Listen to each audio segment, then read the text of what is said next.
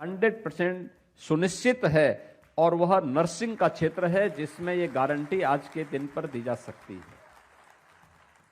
और ये मांग केवल यहीं पे नहीं हो रही है, आज नर्सिंग प्रोफेशनल्स की मांग केवल भारत में नहीं है, भारत के नर्सिंग प्रोफेशनल्स की मांग दुनिया भर में है, दुनिया भर में। अभी मैं हाल ही में जापान गया था, भारी पैमाने पे वे डिमांड कर रहे हैं,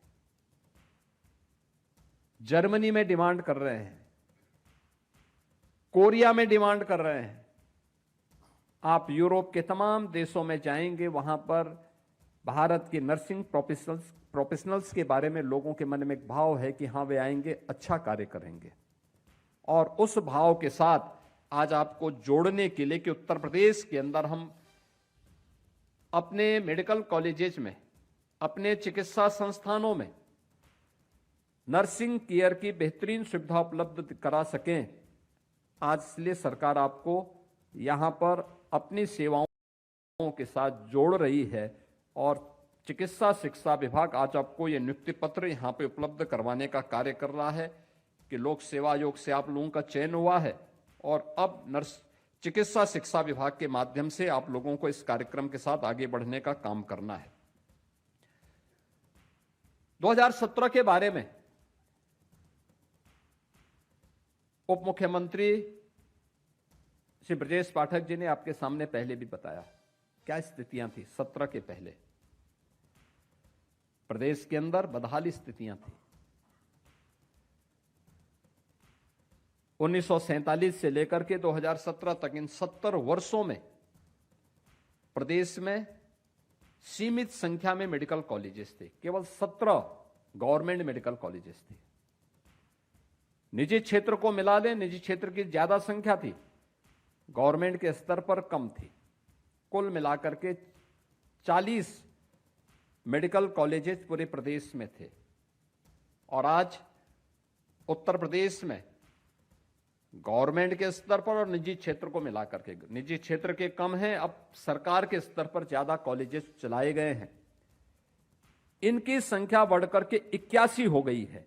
81 मेडिकल कॉलेजेस हमने मात्र पिछले 9 वर्ष के अंदर प्रदेश के अंदर संचालित किए हैं।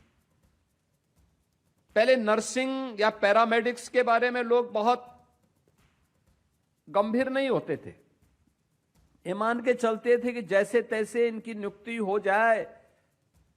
अगर हॉस्पिटल बन गए लेकिन वहां पे डॉक्टर की नियुक्ति हो जाती थी, डॉक्टर जाए न जाए लेकिन नियुक्ति हो गई, वहीं पे औपचारिकता पूर्ण होती थी। ना वहां इक्विपमेंट होते थे, ना नर्सिंग ऑफिसर्स होते थे, ना पैरामेडिक्स होता था, ना टेक्नीशियन होते थे, ना वार्ड बॉय होता था।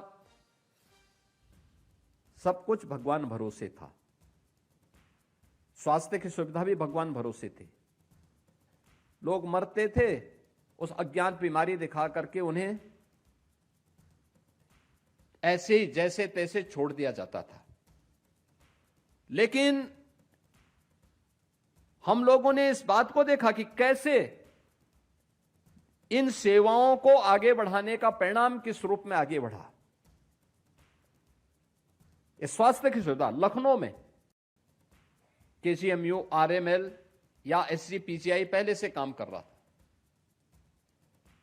लेकिन मुझे गत वर्ष नेशनल मेडिकोच के एक कार्यक्रम, मेडिकोच ऑर्गेनाइजेशन के कार्यक्रम में हमें एक जाने का अवसर मिला था। हमारे बाबू कल्याण सिंह कैंसर इंस्टीट्यूट के जो डायरेक्टर हैं, जो केजीएमयू के पूर्व वीसी रहे हैं, डॉक्टर भट्ट, वे उस कार्यक्रम को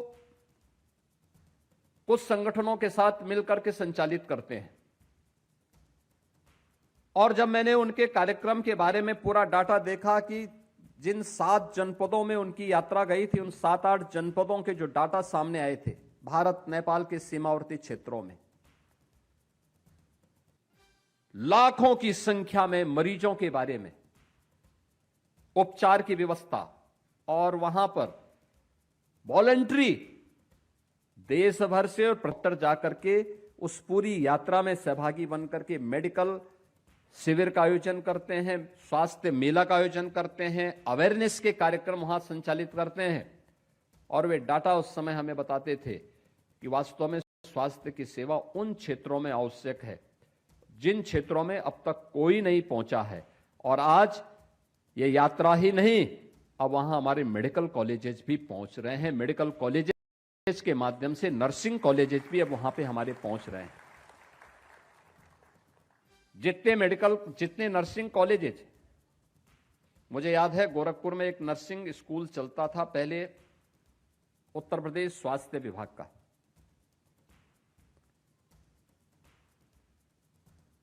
पूर्वी उत्तर प्रदेश में स्वास्थ्य की सुविधा और उसकी बदहाल स्थिति क्या थी? हजारों मौतें होती थी, कोई पूछता नहीं था। इंसेफ्लाइटिस से मौत होती थी, डेंगू से मौतें होती थी, अन्य तमाम प्रकार के बीमारियों से मौतें वहां पर लगातार होती थी, कोई पूछने वाला नहीं था। वहां एक नर्सिंग स्कूल चलता था गोरखपुर में, जिला चिकित्सालय में। एक बार वहां की जो प्रिंसिपल थी वो अकेली थी, अकेले प्रिंसिपल भी थी और वही फैकल्टी भी थी। वहां जीएनएम और ईएनएम के कोर्सेज चलते थे। वो रिटायर हो रही थी तो वो मेरे पास आई, मैं सांसद था। उन्होंने मुझसे कहा कि मैं रिटायर हो रही हूं, अब इसके बाद क्या होगा यहां पर, क्योंकि वहां 100 बालिकाएं वहां पे अपना ट्रेनिंग ले रही हैं।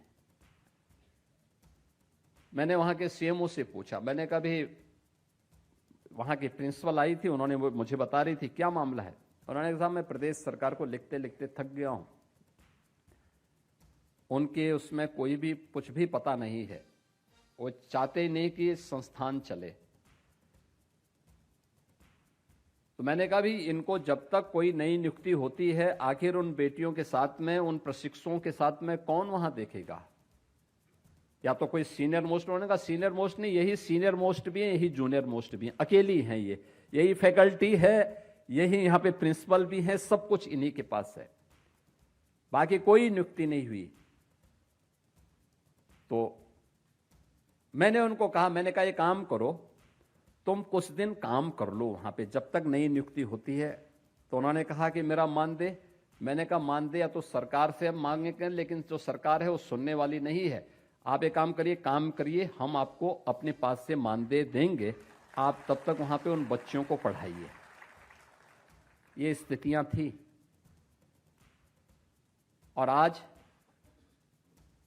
हर एएनएम जीएनएम के इंस्टीट्यूट जो बंद हो चुके थे पिछली सरकारों में, उसको हम लोगों ने उत्तर प्रदेश के अंदर प्रारंभ किया है।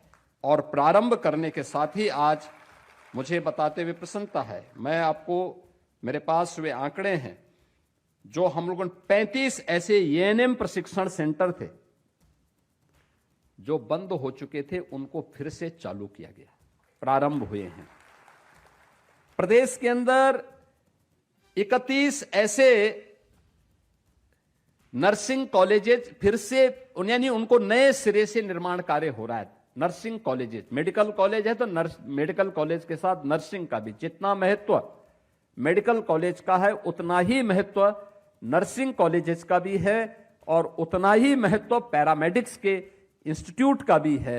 एक साथ चलेंगे क्योंकि ये बैकबोन है पूरी सिस्टम का। अगर एक डॉक्टर उस सिस्टम का हेड है तो उसका बैकबोन के रूप में कोई काम करता है, तो नर्सिंग स्टाफ काम करता है, और उस नर्सिंग को उस बैकबोन के रूप में हमें आगे बढ़ाना पड़ेगा। और वह कार्य प्रदेश के अंदर आज सामने आई है, और इसी का परिणाम है कि जब प्रदेश के अंदर ये डबल इंजन की सरकार आई तो उसने हेल्थ केयर को भी प्रायोरिटी के आधार पर आगे लिया। आज उसी का परिणाम में ट्रांसफॉर्मेशन के रूप में हम सबको हर एक फील्ड में देखने को मिल रहा है। रिजल्ट बताता है क्या परिणाम है। मातृ मृत्यु दर एमएमआर या शिशु मृत्यु दर आईएमआर में जो भारी अंतर देखने को मिला है, आज यूपी नेशनल एवरेज के समकक्ष खड़ा हो रहा है। नहीं तो ये अंतर लगभग हम 1/3 में थे नेशनल एवरेज के, क्योंकि कोई ये सब कुछ तो भगवान भरोसे चल रहा था, किसी को पता ही नहीं था। और उन स्थितियों में चल रही थी।